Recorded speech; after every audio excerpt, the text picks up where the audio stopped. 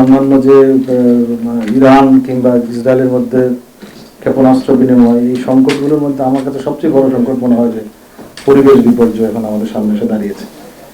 আমি গত কয়েকদিন আগে মার্কিন যুক্তরাষ্ট্রে ছিলাম, নিউ ইয়র্কে এখন প্রচণ্ড শীত, এই সময় শীত পড়ার কথা না। লস অ্যাঞ্জেলসে গেলাম, সেখানে দেখলাম প্রচণ্ড মেঘাচ্ছন্ন আকাশ, একসময় আকাশ নির্মল হওয়ার কথা।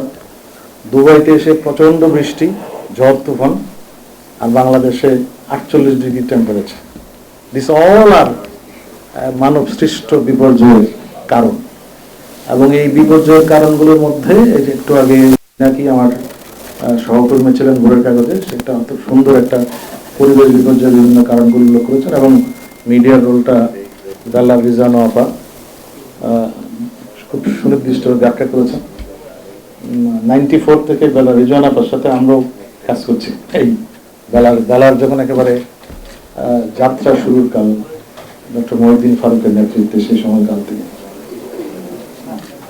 আমি মনে করি যে এই মুহূর্তে আমাদের বাংলাদেশের সাংবাদিকতায় মুস্তাফা মামুন যেটা বলেছে যে প্রায়োরিটি পায় না, এটা ঠিক একমত না আমি। কারণ অনেক কাগজের পরিবেশ একটা বড় গুরুত্বপূর্ণ বিষয় এবং গণমাধ্যম সেই রোলটা প্লে করছে, কিন্তু সংকটটা অন্য জায়গায়। সেটা হচ্ছে যে বাংলাদেশের যে পরিবেশ ধ্বংসকারী,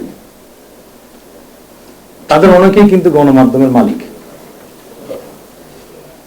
বাস্তবতা এটাই, আমরা স্বীকার করি বা না করি। এখন পরিবেশ ধ্বংসকারীরা যদি গণমাধ্যমের মালিক হয়, পিনাকির বক্তব্যে কিন্তু তার ইঙ্গিত আছে, কিন্তু কারা কারা মালিক।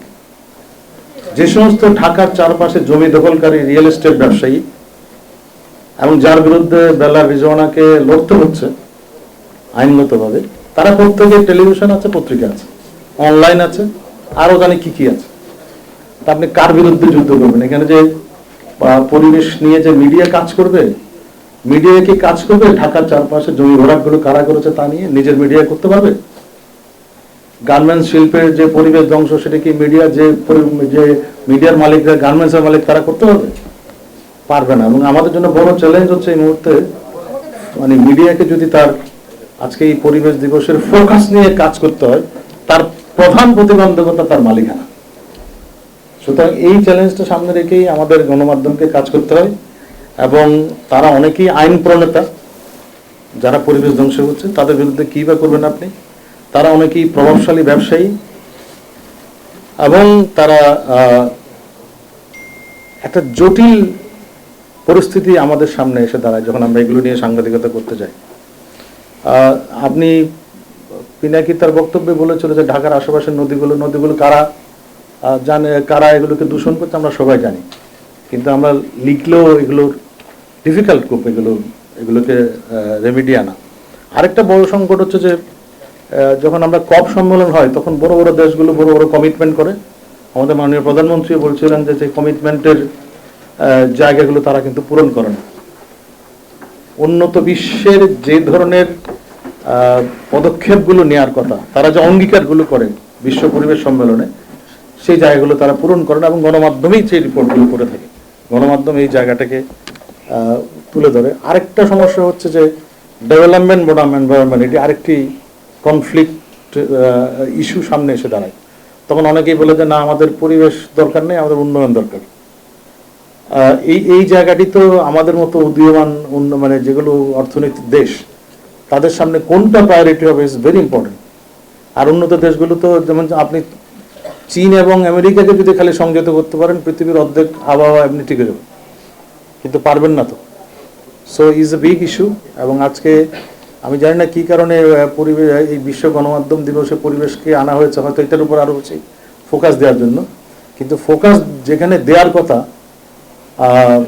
সেই জায়গাটিতে আমরা দিতে পারছি না। উন্নত দেশগুলো সেই কন্ট্রিবিউশনটা করছে না। এবং গণমাধ্যমও ওয়েস্টার্ন মিডিয়ার যারা বড় বড় মিডিয়া, তারাও কি সেই ধরনের ফোকাস দিচ্ছে? তাদের কন্ট্রিবিউশনটা কেন হচ্ছে না? বরং আমরা দেখতে পাচ্ছি যে আমাদের মাননীয় প্রধানমন্ত্রী একটা খুব সুন্দর কথা বলেছেন যে যুদ্ধের যে অর্থ বিনিয়োগ হচ্ছে, সেই বিনিয়োগটা যদি পরিবেশে করতো, তাহলে তো আমাদের পরিবেশ এতখানি ধ্বংস হতো না।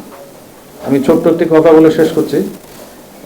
মিউনিক সিকিউরিটি কনফারেন্সে আমি ছিলাম, সেখানে ইউক্রেনের জন্য জার্মানি $8 বিলিয়ন মতো অস্ত্রের একটা সহযোগিতা চুক্তি করেছে। কিন্তু জার্মানির যে কন্ট্রিবিউট করার কথা পরিবেশের জন্য সেটি করছেন না।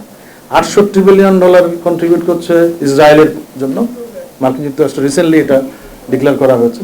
কিন্তু তারা যখন তাদের কন্ট্রিবিউশনটা করতে বলা হয়, যে সমস্ত দেশ আমাদের মতো দেশগুলো যেগুলো ভিকটিম হচ্ছে পরিবেশের, সেই কন্ট্রিবিউশনটা তারা করছে না। সুতরাং আমাদের এই নিয়ে সাংবাদিকদের আরো অনেক কাজ করার আছে। হয়তো আমরা যদি যথার্থ কাজ করতে পারি, আজকে বিশ্ব গণমাধ্যম দিবসের ফোকাসটা অনেক বেশি কার্যকর হবে।